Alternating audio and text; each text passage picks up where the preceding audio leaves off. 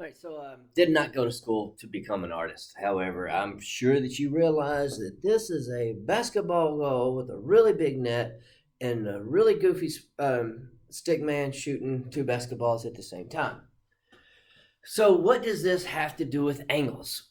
I'm going to try my best to explain to you angles and how they work and to show you why we need understand where angles and how angles affect us in everyday life if you play basketball, right? So back in the day, I don't know if you all remember, but back in the day when people shot basketballs, they or shoot free throws, they would actually shoot and hit the backboard. And that's what the big square is on the backboard of basketball goal, is for people that shot free throws. They could actually look at that board and know that if I hit that board in that square, then it's going to bounce right back into the goal.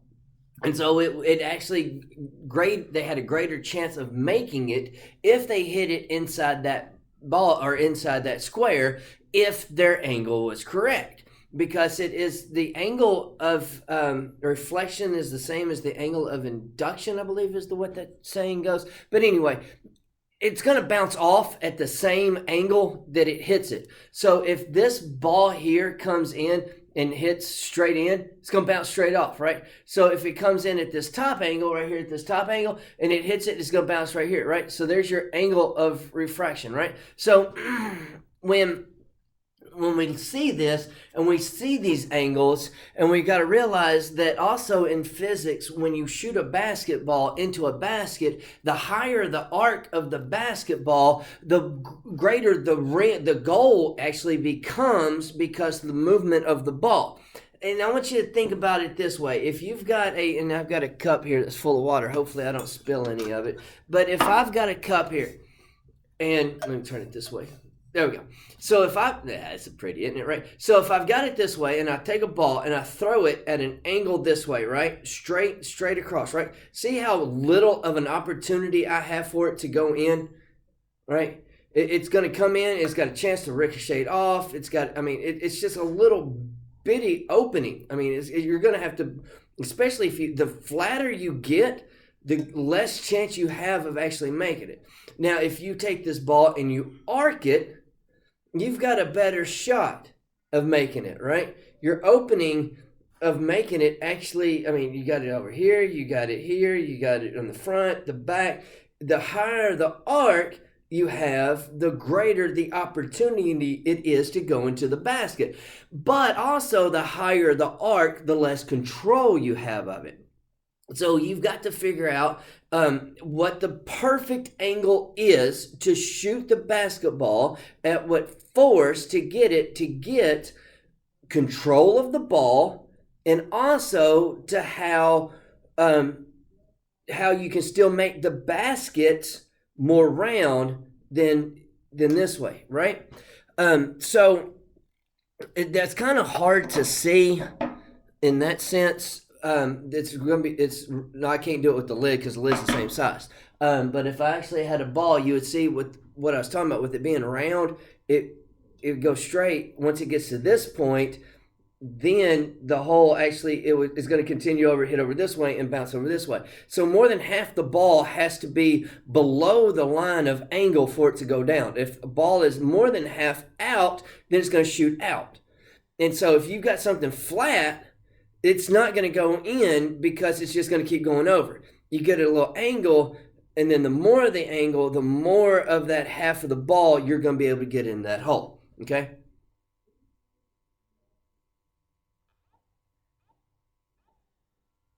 No. Okay. So anyway. No. There you go. But see?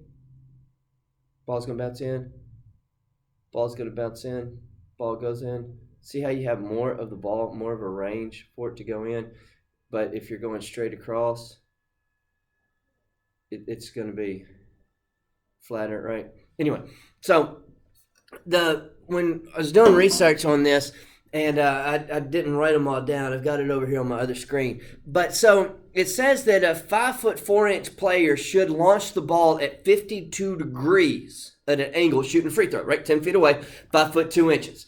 A 5'8" player should shoot the ball at 51.5 degree angle. A 6-foot player should launch the ball right at 50.8 degree angle. 6'4" players should launch the ball at a 50.1 degree angle. 6'8" player should launch the ball at 49.4 degree angle, and a 7-foot player should launch the ball at 49.7 degree angle for it to get the perfect, so that the ball actually has a better chance of going into the hole at that angle, right? So those are the angles. Now, as the height goes up, the angle goes down. So how do you know what is an angle? How can you shoot and say that's that angle without knowing how to do a degree of an angle?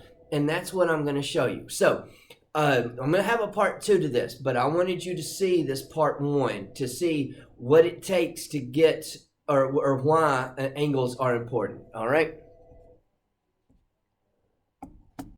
Now, I said that I was going to do a part 2, but I'm just going to go on and continue it with this one since I've got this awesome drawing up here to show you what I was meaning by an angle, okay?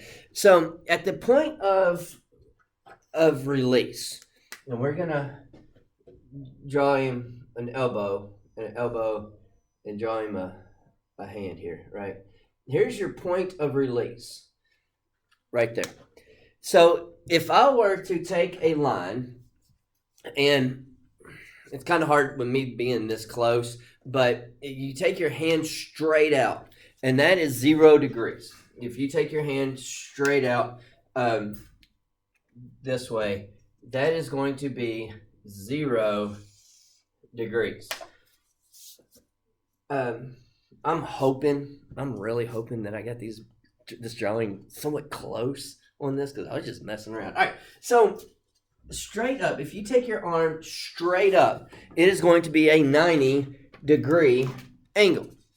And so we have had in other videos explaining what 90 degree meant, what 80 degree and all that other stuff. But now we're trying to put it into practice as to what exactly these angles are. So there is a perfect 90-degree angle.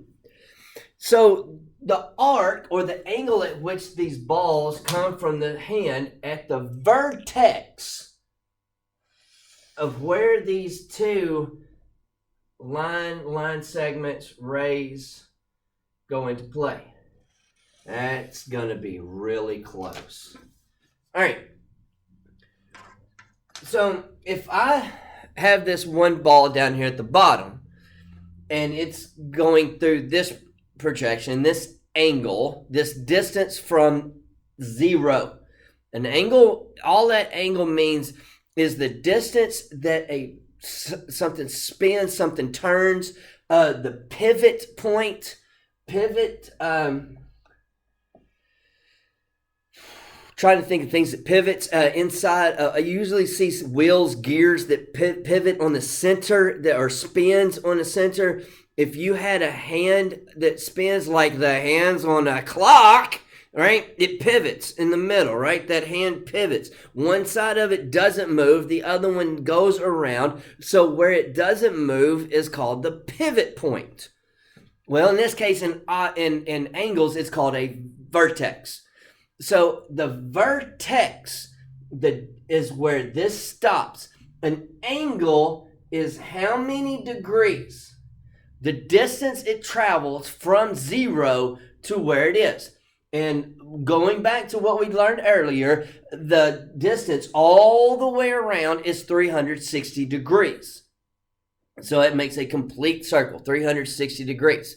So it has to travel 360 degrees around. And I'll explain to you that later in another video if I haven't already, why we have 360 degrees. Anyway, so the ball, this bottom ball, if I take my protractor and I set the vertex right in the middle of my protractor, and there's a mark on my protractor here that shows me the 0 mark. I know that this is 90 degrees, one, because I drew it, and two, it goes through the 90-degree point. This point right here, there's an inner scale and an outer scale. The inner scale here is 180 degrees on this mark. We know that this is 0 because this is our 0 mark. I said that this was our 0 mark. So this is our 0 mark, 0 degrees. So I'm going to make sure that I'm looking at the outer scale, which is the scale written on the outside. And this side is 0. And this line travels through 23 degrees. It hits 23. So this angle right here is 23 degrees. If I look at this angle here, set it up at 90 degrees, still starting at 0 here, this 0 line, going to here, and it is 53 degrees. 53 degrees. Okay?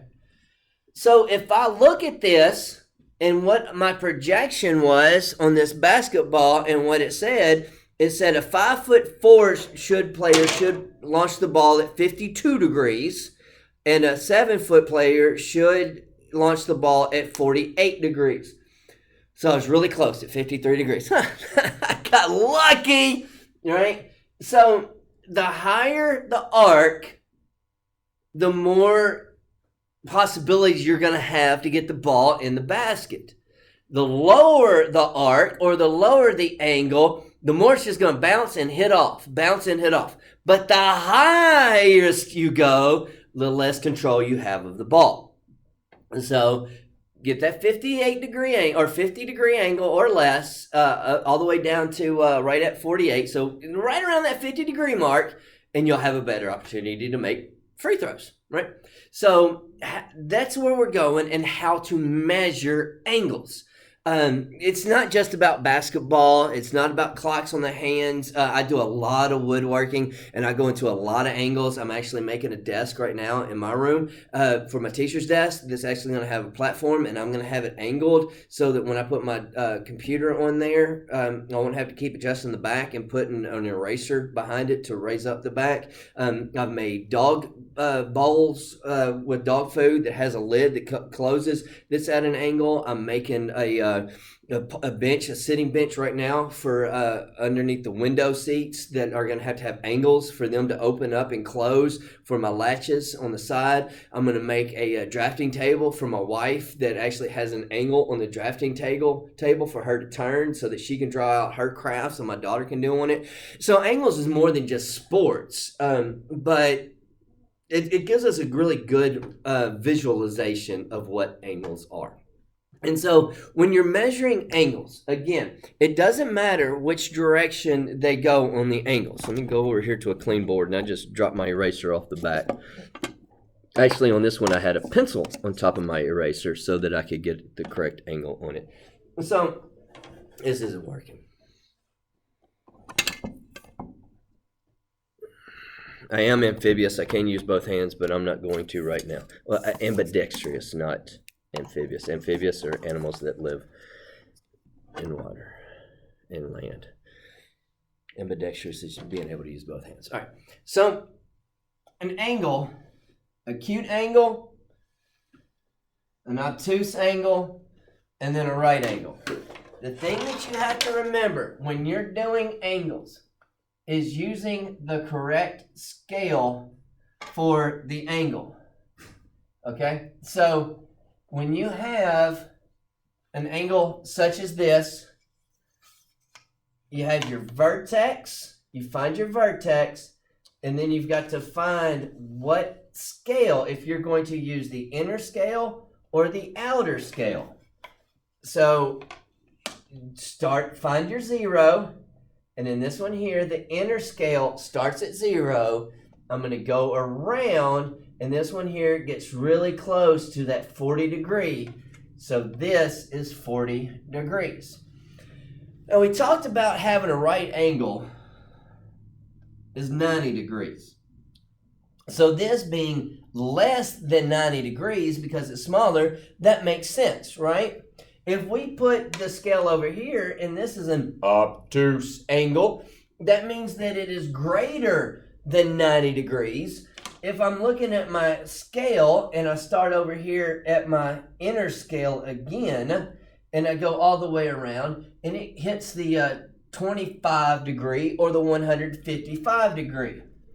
Which one would make sense? A small angle like 25 degrees or a large angle as in 155 degrees? Right, at 155 degrees. So make sure you're using the right scale and check and make sure, does that make sense? Does it make sense? And so this right here is typically when I start getting into the phrases of, does that make sense? Does it make sense to do it this way? Does it make sense for it to sound that way? Does it make sense if I write it down that way? What makes sense? And that's something that you're going to have to do to self-check. Self-check yourself. Does that make sense? Sometimes you see me pause when I'm doing my videos and I just sit there and it's like, does that make sense? You don't actually see me say it, but I'm saying it. Does that make sense? So it's something that you just have to do, practice mentally, say it. Does that make sense? Does that make sense? Does that make sense? I know we always ask you all the time, does what I say make sense? Do I need to reword it a different way?